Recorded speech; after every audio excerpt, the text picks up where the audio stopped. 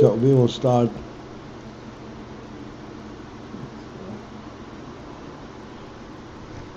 We'll start from the line that begins with Shafir Malo Mato. 4 lines from the beginning of the second section. We'll just go through it quickly, but it's in a minute. So the Rebbe says that in sphirot there is the phenomenon of Milo Umato, of that which is higher and that which is lower. And as we discussed yesterday, higher and lower represents, is very significant. Higher is a completely different perception. Lower is a completely different perception. Higher is entirely neshama, life, seichel, and lower comes into midas and then into machshava dibromayis. Ukmei shekoseh beitz chaim b'tchelosi. And he said to Eitz Chaim, that prior to the bringing forth Atzilus, hoyo oyer alien poshut. There was an oyer alien, a supreme oyer, poshut. Poshut means there was no distinction between one place and another. And in that oyer there was no higher and lower and beginning and end. And the moshel for that, what is the significance of that? They have a very good moshel. Daylight. Daylight is a positive presence. And it actually, in fact, it has a beginning, comes from the sun and so forth. But the type of light it is, it completely obstructs and negates the perception of beginning and end. It encompasses the entire existence in totality as one. This is why in the Torah this is called Memsholah. The sun rules the day, not the illuminate. It rules the day. Ruling means that it encompasses it totally from beginning to end as one. And this is the way. This is the way that the oil in Seif was prior to Atzilus. There was no top and bottom. Sphirot, but then in sphirot, okay, we have beyond the fact. Sphirot, yesh is chalkos malo malo mato. In sphirot there is chalkos malo mato. How come in sphirot there is chalkos malo mato? The sphirot effectively represents the Oyer Elyon in sphirot form. So why does that create Milo Mato? A distinction. And this is the point that I'd like to be shown. And that is the Yois due to the fact Shehoes sphirot hang b'bchinas islapshus pnimi. That sphirot are b'bchinas. They have this quality of islapshus pnimi, of an internal correlationship. Oiris became, oiris incame.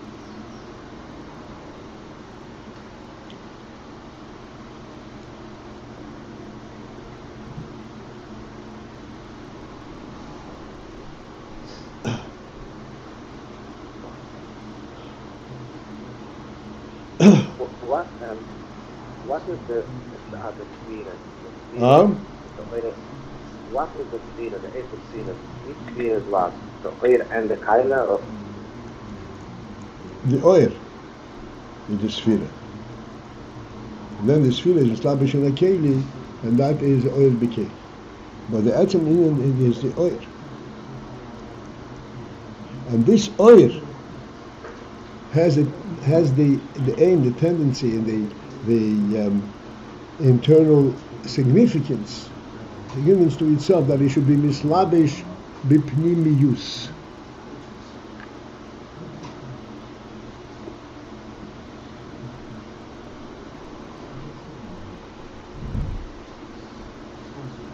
Let's take establishment pnimi said. I want to understand it very clearly.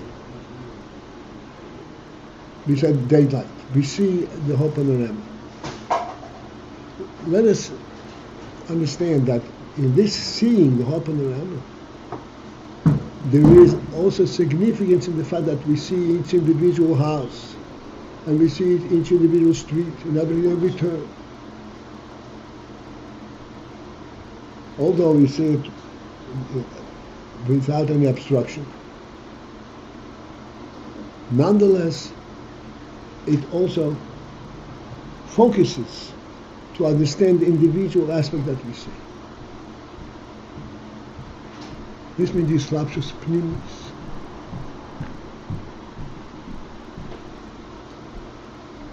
Because from the perspective of the sight itself, why do you need to get into these details? There's a right turn, a left turn. You just go your way. So we say that no. This is a koyach that has an aspect of slapshus pnimis. It actually imbues itself and identifies itself with that which it sees.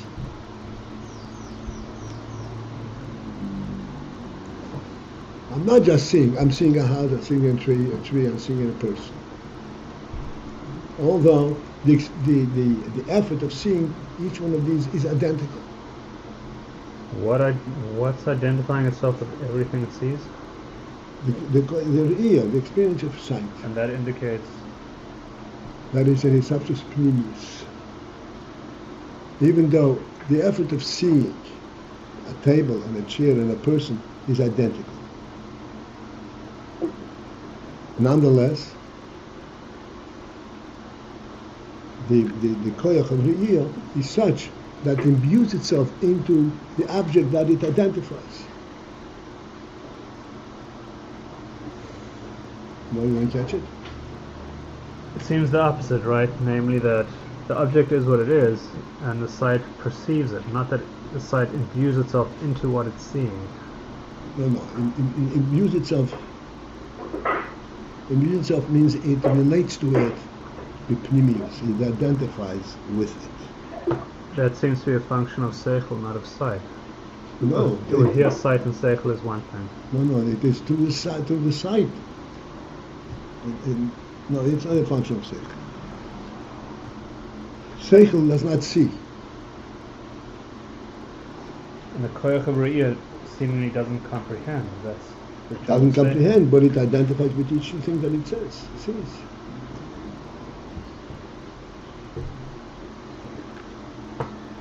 To identify and to give the distinction and explain what it is, that you have to say.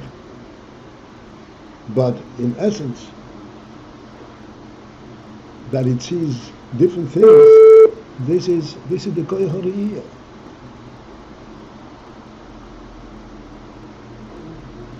I know that we have very big difficulty in overcoming, that perception where it comes from the Chassidus. Yes, indeed, we see everything at once. But while we're seeing everything at once, we see everything. It's not just a blanket sight.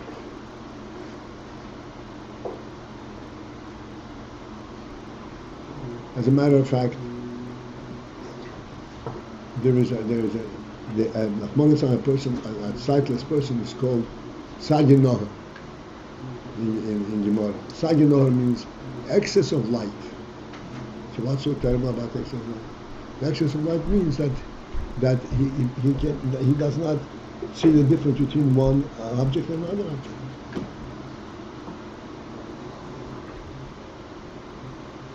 Sight means that yes, you see effortlessly, nonetheless you see individual objects. Because this is a koyach pnimi. Koyach pnimi means it relates to what it sees.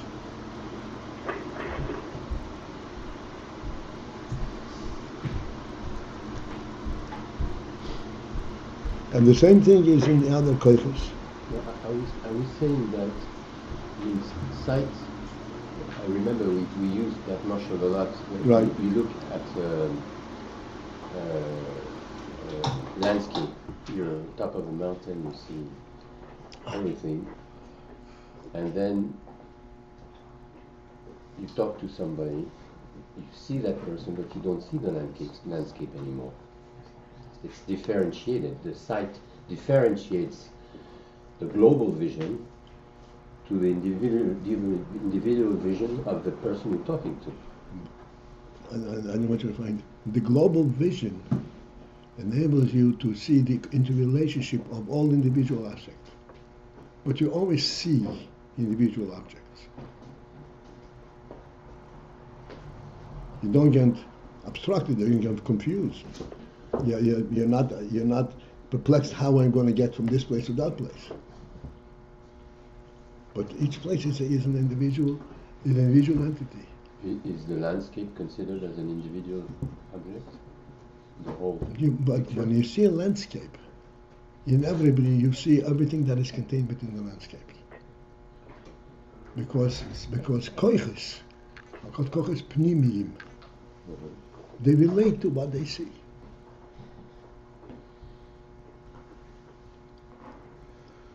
But then you understand it's something else. But the fact that you've seen a landscape, you saw every tree as an entity. But you pay attention to it is a different thing.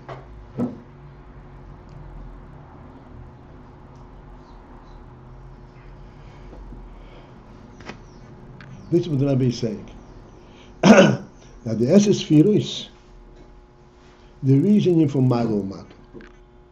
Why? Because the sphirot and the pnimi is slapshus pnimi. Because the sphirot function in a slapshus pnimi, in a pnimi, an internalized manner, which means they relate to everything that they touch. Oiris became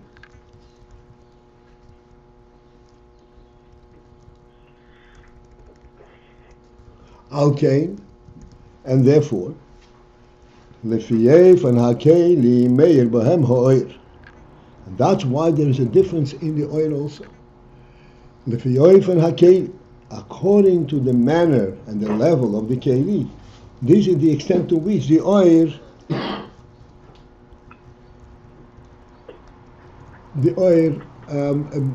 shines there.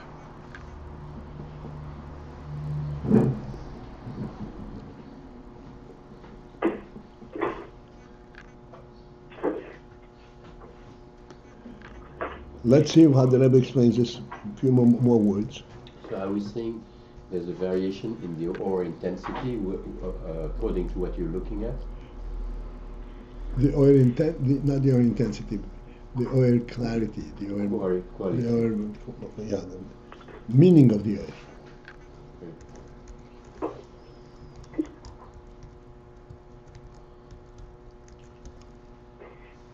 Sensitivities of the oil. Let us finish in the Alkain, and for this reason, Hakeli, that Keli, Shehi Bibchinas Dakus V'Ruchnius Yosef, the Keli that is more refined or more spiritual, Meir Ba Ha'oir B'Riba B'Yosef. In that Keli, the oil shines in a greater measure.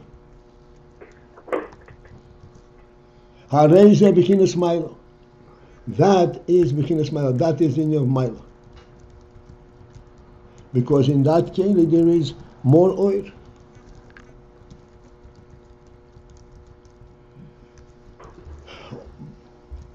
This inyam of more oil depends on how refined the keli is. And if the keli is not capable of processing more oil, the oil is actually obstructed. And it comes according to the level of the keli.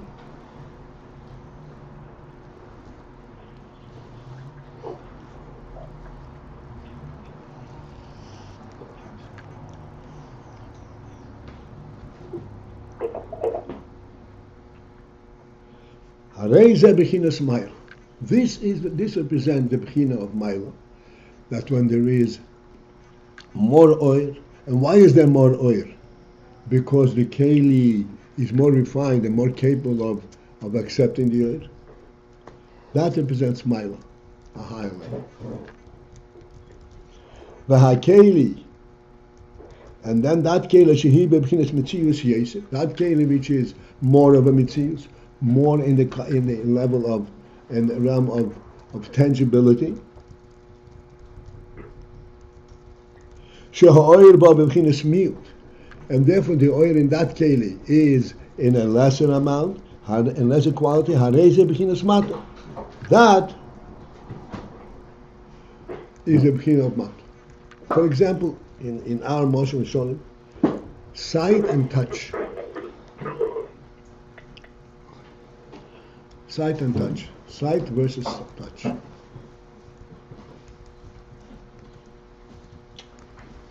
They both identify the same object, but in a totally different manner.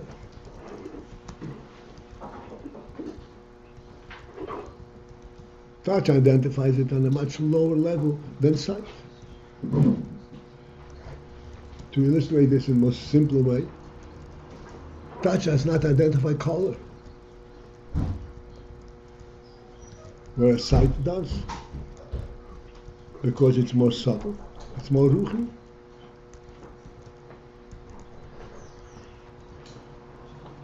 And that's why, and this is called Maila. That the keli, if the keli is more coarse, a more lower keli, there is less edge.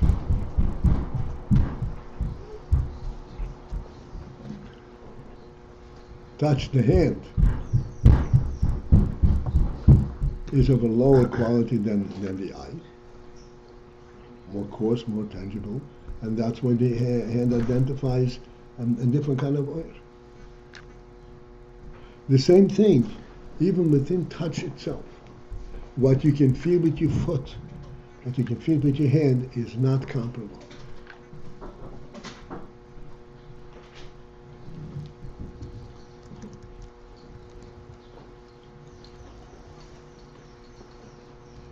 I want to tell you something which will probably shock you. I don't know if you're familiar with this. You know that the shochim have to check the chalaf. There's a chalaf that the chalaf is totally smooth. There are no kinks, no lack of smooth, some kind of a cut in the chalaf or something. That makes it possible. And the shita isn't available. There are many different ways to test the chalaf for smoothness. Normally, you test the challah with a nail. You press the nail on the challah. When the nail gets stuck, that you know there is a kink in there. As long as it goes smoothly, you know there is nothing there. That's mostly the way it's tested. Some shochtim tested against their tongue. Never heard of it? Did you ever hear this? They tested on their tongue. They passed the challah on their tongue, and with this they sense the pgimas. It's called a pgima.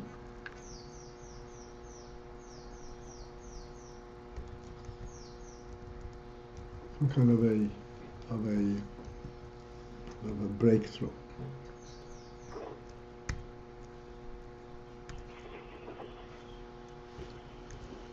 So the kelim could be very, very sensitive. And a keli that is more refined than the oyer is also beriba yoiser. Then there is more oyer.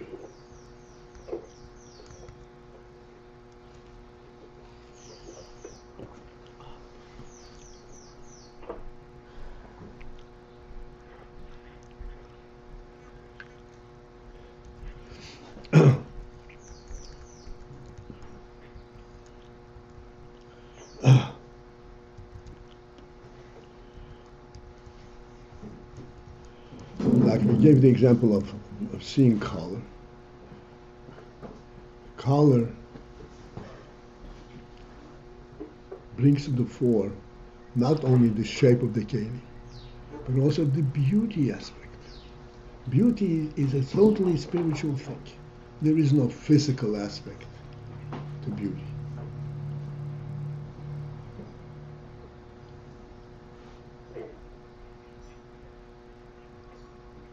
But if the keli is very refined, it can bear also that kind of fine oil that's called beauty. Like I said, color.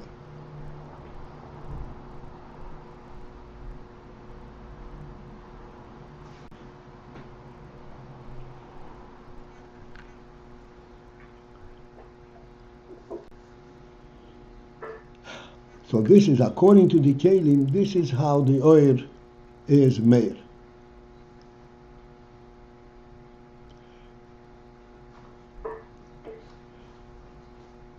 In other words, why is there a difference in the oil? And why is there an union from Milo or Mato?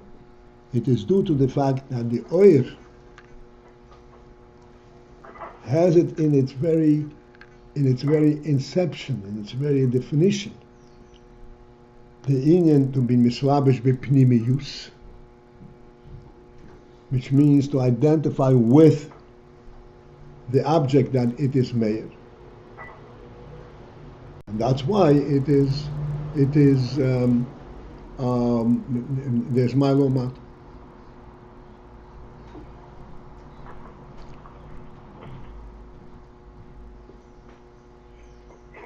Daylight shines on every object exactly identically, whether it is a puddle or a beautiful vessel, because that light is not an oil pnimi, and it doesn't distinguish where it's a shining. But oil has seichel,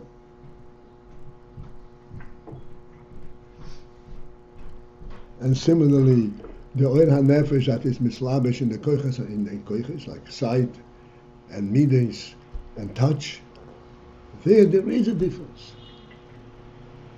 Because these are koiches, these are oilis that are b'bchinas pnimi. They relate to what they see, to what they relate to what they relate to.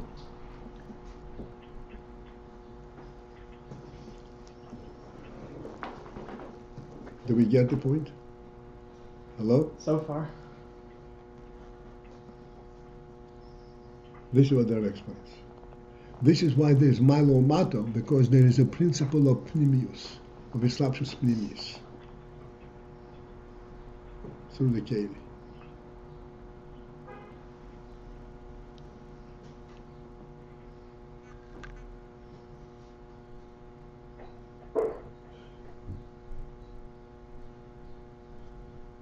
V'harei, and thus, behold, Klei ha-chochmo, he b'bchinas dakus yeser harbe miklei habina. Okay, this will be pretty challenging.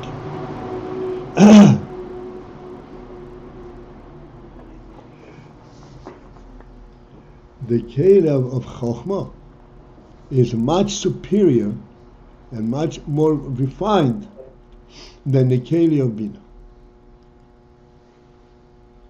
What do we mean by that?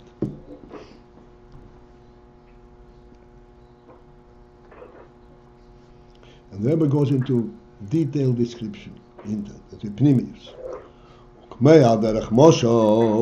As for example,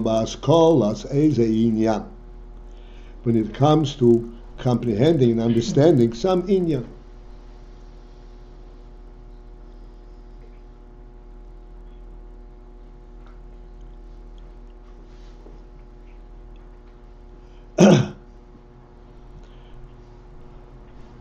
Let me first define the word inyan over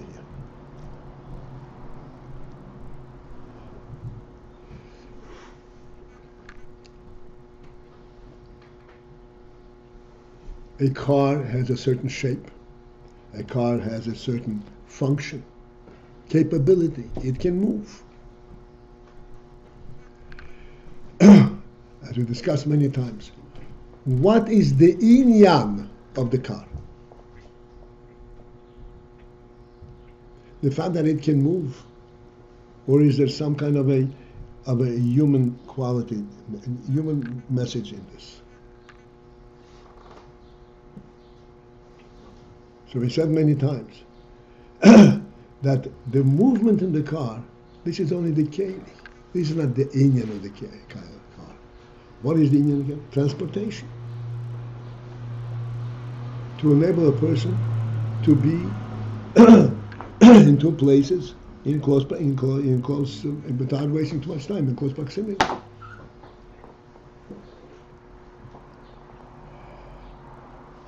So inyan refers to some kind of a seicheldike inyan, not the physical distinction between one object and another. So if one is to understand an inyan, and what is the significance of this?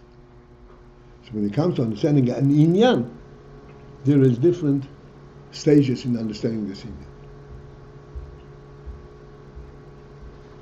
Okay, now we're going inside.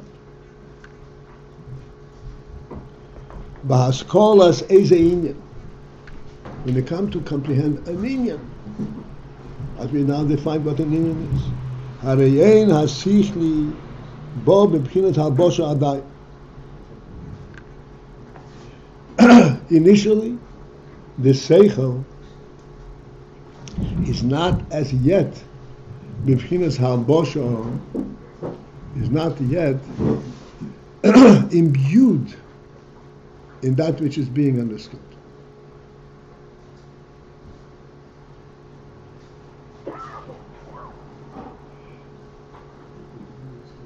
The word halbosha is used here to denote imbued, because the idea of a malbush, of a garment, it's called halbosha. If you throw a sheet over you, that's not a malbush. You just cover yourself. A malbush is made according to the contours of a person's body. That's a malbush. A malbush has sleeves, and it has a body, and it has buttons, and it represents a human form. That's a malbush. So when you have a haskola seit inyan, when you have the initial comprehension of an inyan, that seichel is not b'habchinas halbosha. It's not b'halbosha yet. It still does not have the contours of that which is being understood.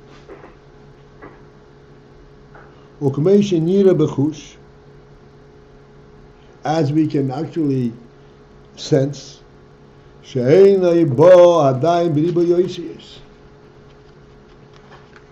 at that point, that haskola is not b'ribo yoisius, not yet b'ribo yoisius, but fully described with words and letters. V'loi b'inyonim rabbi, and it is not represented with multiple points. It's funny we're using inyan for inyan. Multiple inyanim, right?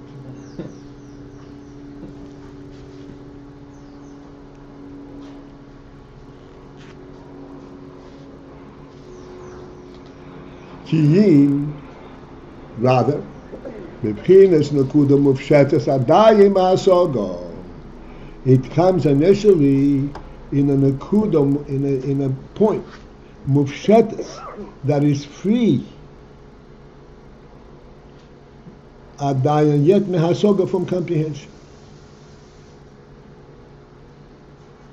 It does not have all the different contours that will eventually surface from us.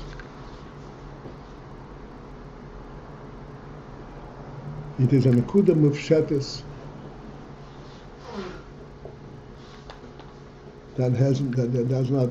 It's like I say. It's like throwing a sheet over yourself. You're covered, but it's not a garment.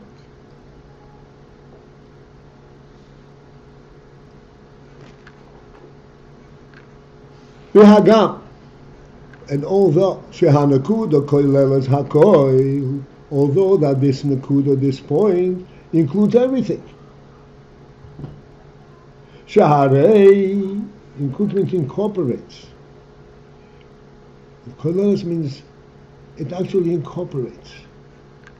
שהרי, since that כל הפרוטים הבואים אחר כך בהשגה, all the details that surface afterwards in השגה and comprehension, הקל בו מהנקודה.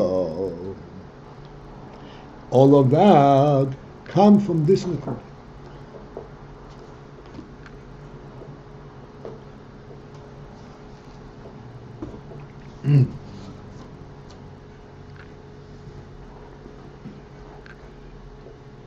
Again, the best mashal that I found that actually gives us a clear perception of this principle is again the home and its amenities.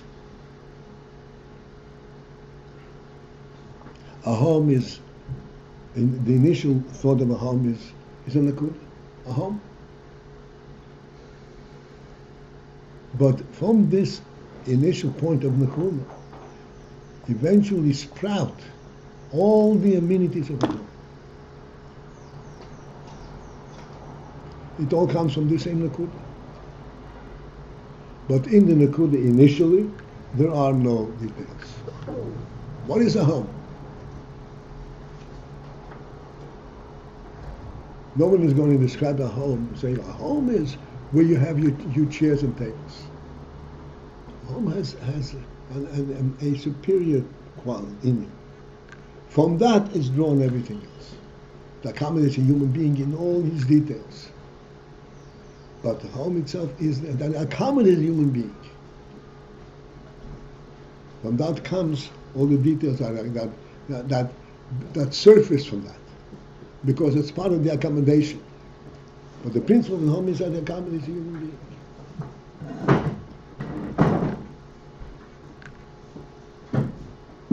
So the nakuda includes all the details.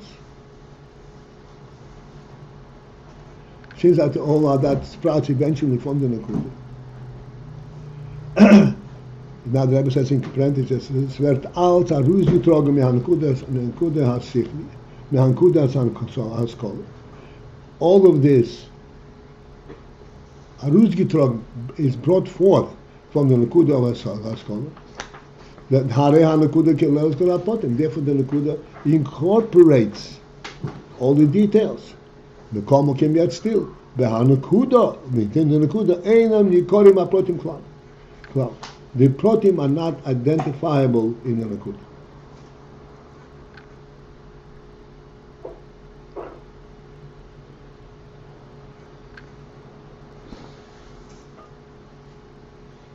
Rak nakudas hoinyan levad. What do you see in nakuda? In the nakuda, the fundamental point of it. But all the protein are actually based on this fundamental point. As we pointed out many times, that a bed belongs in a home, even though a bed can be used outside of the home. And yet it is still representative of a home, by definition.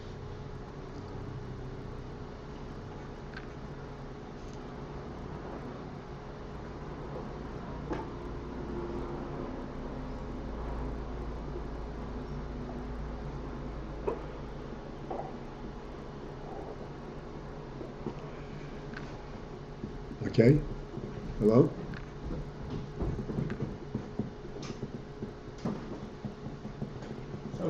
So far, so good. That's 30% of the class. What do you say? Ian, you got the point? Yeah. Okay. You get the point, but not the problem yet. No. Okay.